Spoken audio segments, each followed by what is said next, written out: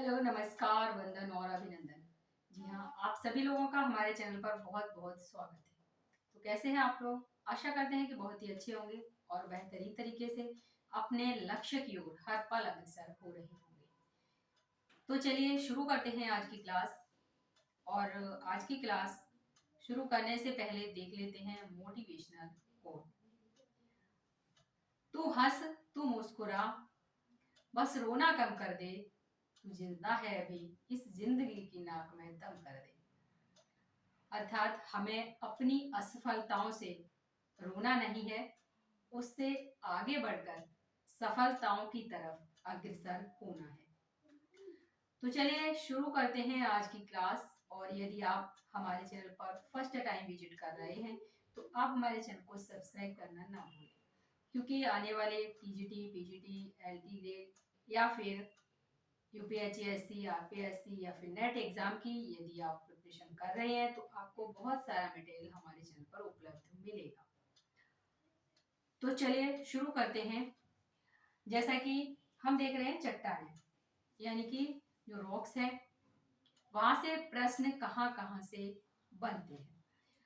तो पहले जो हमारा प्रीवियस वीडियो रहा है उसमें हमने देखा था कि चट्टानें होती क्या है और उसके अलावा ये चट्टानें कितने प्रकार की होती हैं उसके बारे में चर्चा की। तो आज हम आग्नेय चट्टानें हैं उनके बारे में विस्तार से चर्चा करेंगे। चर्चा हम कर चुके हैं प्रीवियस वीडियो में भी, लेकिन कुछ बातें हैं उन्हें हम इसमें देखेंगे, यानी कि जो चट्टानों का वर्गीकरण है उसके बारे में बात करेंगे। जैसे कि आपको पता ही होगा कि ज्वालामुखी क्रिया से जो पृथ्वी के अंदर मैग्मा है वह पृथ्वी के पटल पर आता है और लावा के रूप में जमा हो जाता है, और उससे बनने वाली जो चट्टान है वही है हमारी आग्नेय चट्टान, और इसीलिए इसे हम प्राथमिक चट्टान भी कहते हैं। कई बार प्रश्न पूछा गया है कि प्राथमिक चट्टानें कौन सी होती हैं, तो आग्नेय चट्टानें होती हैं। अगर हम पृथ्वी की क्रस्ट की बनावट में देखें कि मतलब कितने प्रतिशत भाग आग्नेय चट्टानों का है, तो 95% जो भाग है वो आग्नेय और रूपांतरित चट्टान मिलती है, जबकि 5% भाग केवल अवसादी चट्टानों का है। तो चलिए शुरू करते हैं। यहाँ पर आपको कुछ आकृतियां दिखाई दे रही होंगी, इनके बारे में हम बाद में भी चर्चा करने वाले हैं। तो सबसे पहले आग्नेय चट्टानों का वर्गीकरण। आग्नेय चट्टानों का वर्गीकरण।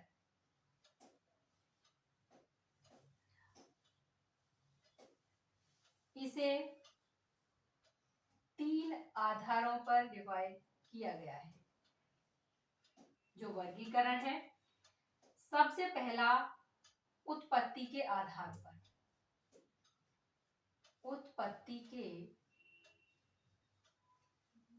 आधार पर।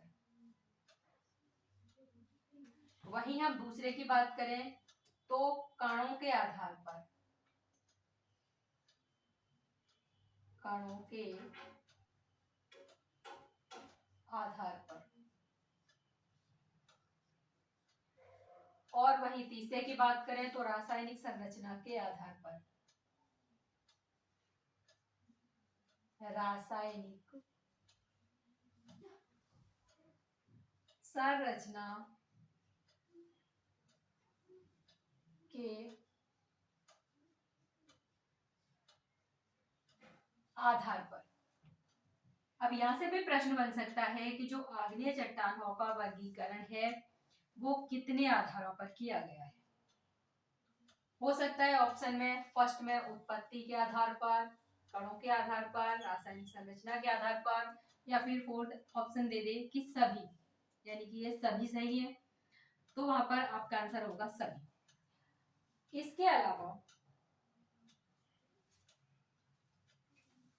यहाँ जो हम बात करेंगे वो बात करेंगे उत्पत्ति के आधार पर। उत्पत्ति के आधार पर भी ये 2 भागों में वर्गीकृत किया है। पहला है बाह्य और दूसरा है आंतरिक यानी कि बाह्य आग्नेय और आंतरिक आग्नेय। यहीं पर यदि हम आंतरिक आग्नेय की बात करें, जहां से कि प्रश्न बनते हैं, यानी कि हमें ऐसे ऐसे जो पॉइंट है, ऐसे जो कुछ शब्दावलियां हैं, उनको पढ़ना कंपलसरी है, जो कि एग्जाम में अक्सर पूछे जाते हैं। तो यहाँ पर आपका जो आंतरिक आग्नेय है, यहाँ से प्रश्न लगातार पूछा जाता है। अब आंतरिक आग्नेय की बात करेंगे। अगर हम वहीं पर आंतरिक आग्नेय की बात करें तो ये पातालीय आग्नेय और दूसरा मध्यवर्ती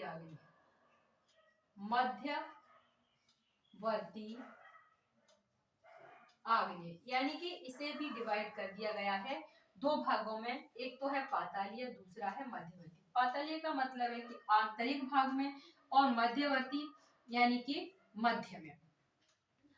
तो जो मध्यवर्ती आग्नेय है, यहाँ से प्रश्न अक्सर बनते हैं, तो इसे हम विस्तार से पढ़ लेते हैं। अगर वहीं पर पूछ लिया जाए आपसे कि जो पातालीय आग्नेय है उसके बारे में, तो पातालीय शैल का नामकरण इसे भी देख लेते हैं। हो सकता है प्रश्न यहाँ से भी पूछ लिया जाए। पातालीय शैल का नामकरण यानी कि इसका नामकरण प्लूटो के नाम पर, प्लूटो के नाम पर किया गया है, जिसका तात्पर्य होता है पाताल देवता, जिसका तात्पर्य होता है पाताल देवता। हो सकता है पूछ लिया जाए प्रश्न, पाताल देवता किस शैल से रिलेटेड है, तो ये आपका पातालीय आग्नेय शैल से रिलेटेड है। ये शब्द किसने किया था इसका नामकरण, तो वो नामकरण किया था प्लूटो ने। नेक्स्ट आते हैं हम मध्यवर्ती आग्नेय चट्टान की बात करते हैं। और वहीं पातालीय का यदि आपसे उदाहरण यानी कि एग्जाम्पल पूछ लिया जाए तो वो होता है ग्रेनाइट। ठीक है,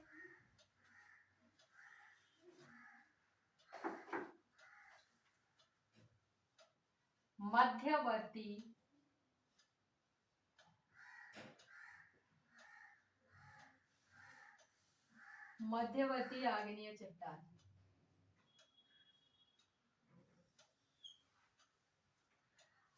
मध्यवर्ती आग्नेय चट्टान की हम बात करें यहाँ पर, तो जो हमारी पृथ्वी की सतह है, अगर पृथ्वी की सतह का अपर्दन होता है तो ये मध्यवर्ती चट्टानें दिखाई देती हैं। मध्यवर्ती चट्टानों में सबसे पहला कौन सा है, एक बार इसे समझ लेते हैं कि जो ज्वालामुखी क्रिया होती है, तो जो पृथ्वी के अंदर मैग्मा है वो बाहर निकलता है, और कुछ मैग्मा मध्यवर्ती भाग में ही जमा हो जाता है, तो उससे जो आकृतियां बन जाती हैं आंतरिक भाग में, उनकी हम बात कर रहे हैं।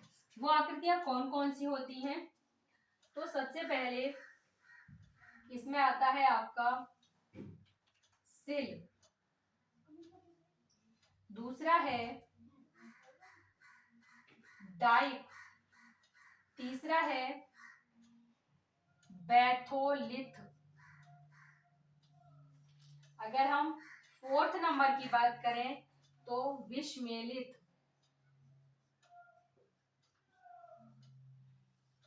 अगर हम 5 नंबर की बात करें तो लेपोलिथ,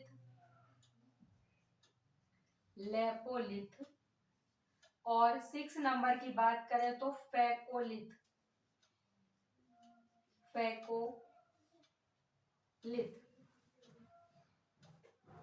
कभी तो प्रश्न सिल से पूछा जाता है, कभी डाइक से, कभी बैथोलिथ से, तो कभी फैकोलिथ से। 2016 में पूछा गया था फैकोलिथ। अभी पूछा गया टीजीटी में बैथोलिथ। तो टीजीटी पीजीटी में अक्सर ऐसे प्रश्न बनते रहते हैं। तो अब इसे हम समझेंगे, किस प्रकार से समझेंगे। सबसे पहले आप देख रहे हैं यहाँ पर ये आकृति बनी हुई है और ये मैग्मा है।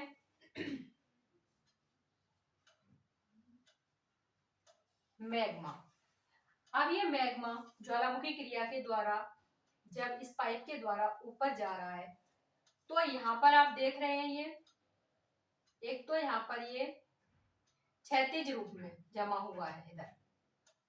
अगर आप इधर की दिशा में देखेंगे तो ये ऊर्ध्वाधर।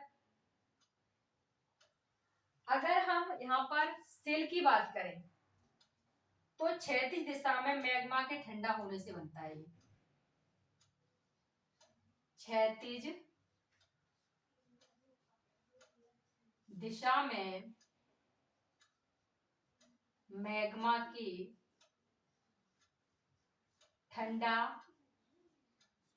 होने से, यानी कि मैग्मा ठंडा हुआ और क्षैतिज दिशा में जमा हो गया और इसी को क्या कहा गया, सेल। हो सकता है ये जो पॉइंट है यही पूछ लिया जाएगा, तो आपको बताना होगा कि ये क्या है, आकृति कौन सी बनेगी इस प्रकार से, तो बनेगी सेल।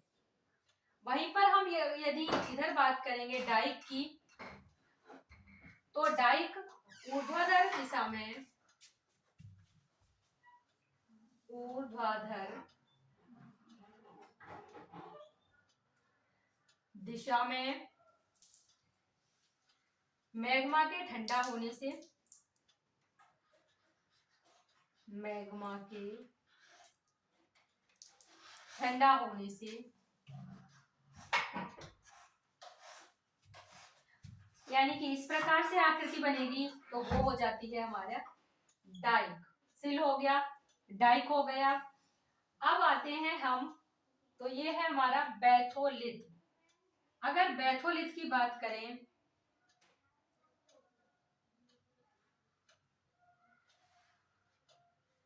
बैथोलिथ का मतलब होता है कि नीचे आपका जो इस प्रकार से ये जो आकृति है ये आपका है बैथोलिथ, यानी कि नीचे ही मैग्मा यहाँ पर क्या है, जमा हुआ है। मैग्मा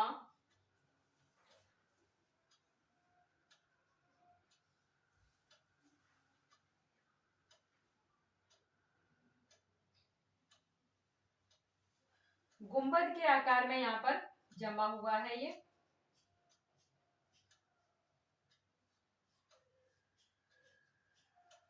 और यही आकृति आपकी है बैथोलिथ। नेक्स्ट हम बात करें लेकोलिथ की, तो आप देख रहे हैं यहाँ पर लेकोलिथ में मैग्मा गुंबद के आकार में जमकर ठोस हो गया है।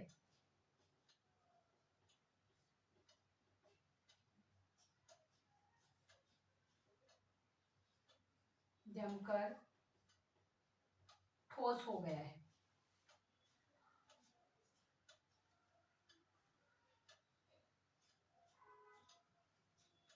ये जो है ये गुंबद के आकार में है, ये भी मध्यवर्ती भाग में ही है। और यदि हम यहाँ पर बात करते हैं आपका फैकोलिथ की, इसके बाद आपका आएगा लेपोलिथ, उसके बाद में आएगा फैकोलिथ। लेपोलिथ है वो आप देख रहे हैं, ये एक तस्तरी नुमा आकृति। कैसी है ये, तो ये आकृति है आपकी तस्तरी नुमा संरचना भी इसे कह सकते हैं, तस्तरी नुमा संरचना। और जब मैग्मा कीप के आकार में ठंडा हो जाता है, जब मैग्मा कीप के आकार में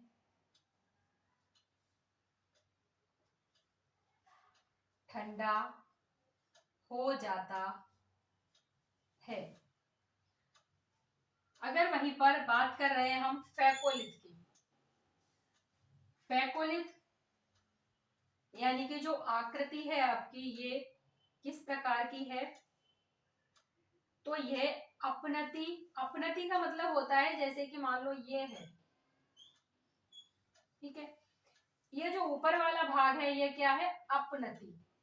और अगर वहीं पर ये जो लहरदार आकृति है, यानी कि कभी कभी पूछ लेता है कि लहरदार जो आकृति है वो कौन सी है, इसमें से बैथोलिथ, फैकोलिथ, लोकोलिथ, लेकोलिथ कौन सी है, तो आप बताएंगे फैकोलिथ।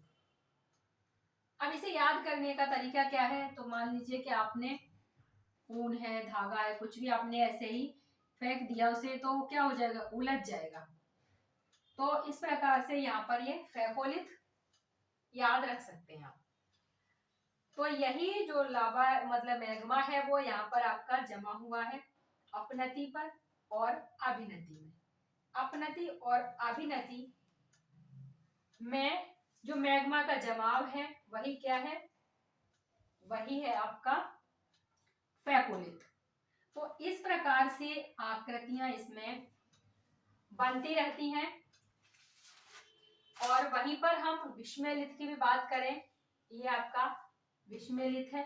विस्मयलिथ कैसे बनता है, जो लेकोलिथ है ये, अगर इसमें मान लीजिए यहाँ पर जैसे ये लेकोलिथ है ये, और इसमें दरार पड़ जाएगी, यहाँ पर दरार पड़ जाए तो ये दो भागों में डिवाइड हो जाएगा, ये इस तरह से और इस तरह से। जब इस तरह से दो भागों में डिवाइड हो गया तो यानी कि लेकोलिथ के डिवाइड होने से क्या बन गया, विस्मयलिथ बन गया। तो इस प्रकार से जो आकृतियां हैं मध्यवर्ती भाग में बनती हैं, उन्हें हम देख सकते हैं, ठीक है। तो ये हो गया आपका। इसके अलावा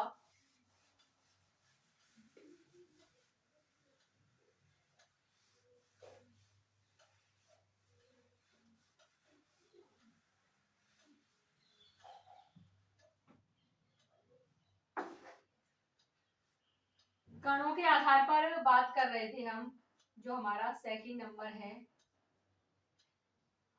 कणों के आधार पर जो वर्गीकरण था दूसरे नंबर का। तो यहाँ पर भी प्रश्न पूछा जा सकता है, केवल एक ही प्रश्न यहाँ पर बनने की संभावना है। तो ये यहाँ पर अगर पूछा जाए कि कितने प्रकार का होता है, तो बड़े कणों वाला, मध्यम कणों वाला और छोटे कणों वाला, 3 प्रकार का होता है। लेकिन अगर एक प्रश्न यहाँ पर दूसरा और भी बन सकता है, इसको कुछ नाम दिया गया है, यानी कि जो पिग्मेटिक, पहला है पिग्मेटिक या बड़े कणों वाली, सॉरी बहुत बड़े कणों वाली, बहुत बड़े कणों वाली चट्टान होती है जो, उसकी बात की गई है। सेकंड है फेनेरेटिक, फेनेरेटिक, और जो फेनेरेटिक है वो क्या है, या बड़े कणों वाली, बड़े कणों वाली। और तीसरा है इसमें एफेनेटिक, एफेनेटिक या सूक्ष्म कणों वाली, सूक्ष्म कणों वाली, एफेनेटिक या सूक्ष्म कणों वाली। फोर्थ नंबर है आपका ग्लासी, ग्लासी या फिर इसे बिना कणों वाली, बिना कणों वाली। नेक्स्ट है पारफायरिटिक, पारफायरिटिक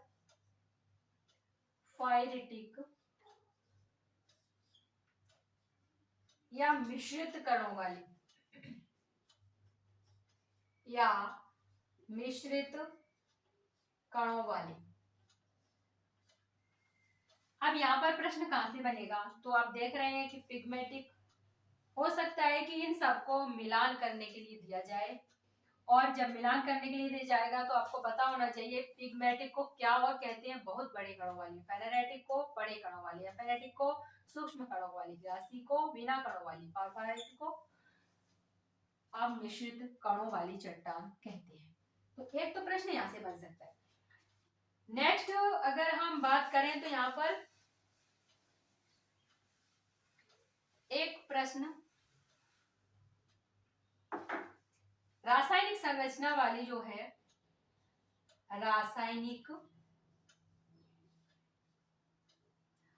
संरचना के आधार पर, तो रासायनिक संरचना के आधार पर यदि आप देखेंगे तो यहाँ पर अम्ल प्रधान होगा। एक तो दो प्रकार के हैं यहाँ पर भी, एक तो है अम्ल प्रधान आग्नेय और दूसरा है बेसिक आग्नेय, बेसिक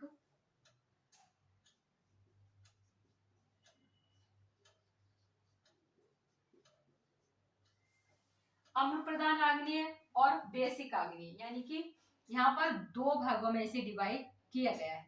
इसके अंतर्गत यानी कि जो अम्ल प्रधान है वो क्या है, तो उसे इसमें सिलिका की मात्रा, इसमें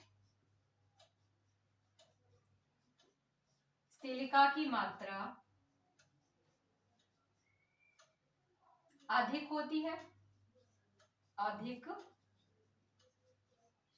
होती है, और जिससे क्या होता है, शैलों का रंग,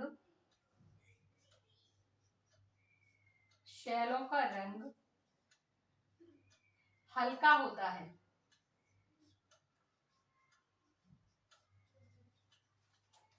अगर वहीं इसके एग्जाम्पल की बात करें तो एग्जाम्पल है इसका ग्रेनाइट। समझ रहे, पूछा जा सकता है कि अम्ल प्रधान आग्नेय, यानी कि इसकी एक तरह से डेफिनेशन भी की जा सकती है कि इसमें सिलिका की मात्रा अधिक होती है, शैलों का रंग हल्का हो जाता है, और इसका जो एग्जाम्पल है वो ग्रेनाइट है। तो ये कौन सी चट्टान है, ये अम्ल प्रधान आग्नेय चट्टान है। वहीं पर हम बेसिक आग्नेय की बात करें तो जो बेसिक आग्नेय है इसमें क्या होता है, सिलिका की मात्रा कम, सिलिका की मात्रा कम होती है, और वहीं पर इसका जो एग्जाम्पल है वो है आपका बेसाल्ट, गैब्रो और आपका डायोराइट।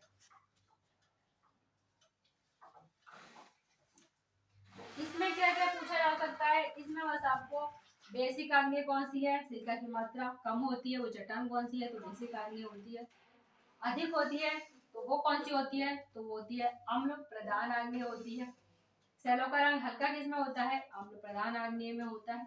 तो इस प्रकार से आप यहाँ पर अपने प्रश्न सॉल्व कर सकते हैं। तो आज की क्लास में बस इतना ही, और नेक्स्ट क्लास में हम पढ़ने वाले हैं अवसादी चट्टानों के बारे में, देखेंगे कि अवसादी चट्टानों में कौन कौन से प्रश्न बन सकते हैं। तो यदि आप हमारे चैनल पर फर्स्ट टाइम विजिट कर रहे हैं तो आप हमारे चैनल को सब्सक्राइब करना ना भूलें।